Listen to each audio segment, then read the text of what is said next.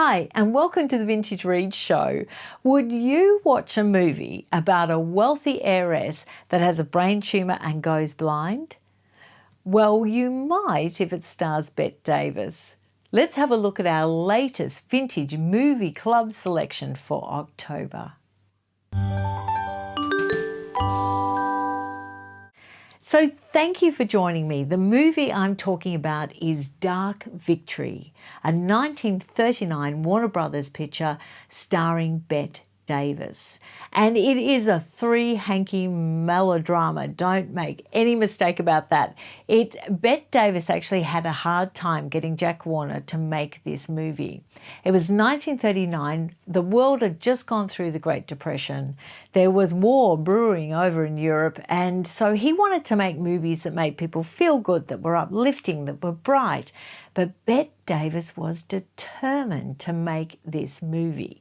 And the reason why she was determined was she knew it would display her dramatic ability. She knew it would just give her career performing piece. And she was right. It's a stunning performance. You're going to just love this movie and you're going to love her in it, I'm pretty sure.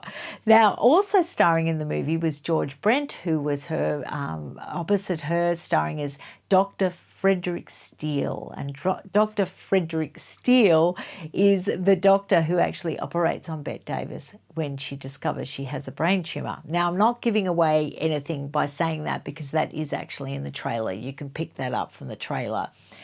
Ronald Reagan has a part in this film as Bette Davis's friend, and pretty much every time he is on in a scene, he's drunk. He's either tiddly or drunk, which is really sort of playing against type for Ronald Reagan because he often played really clean-cut, upstanding, heroic sort of characters.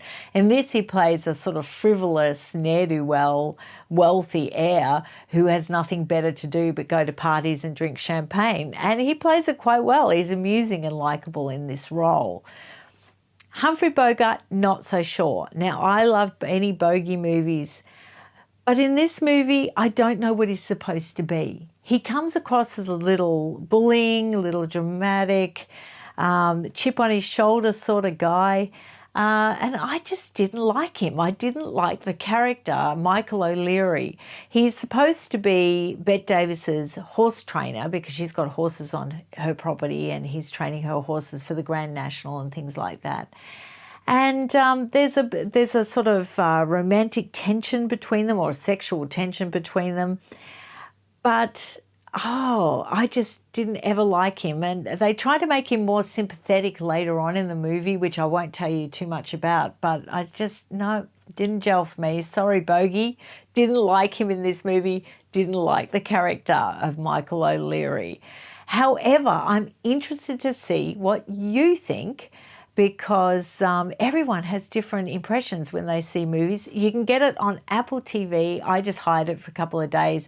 I'm so glad I did. So I encourage you to seek this one out, Dark Victory. I don't think you'll be disappointed and you'll really enjoy it.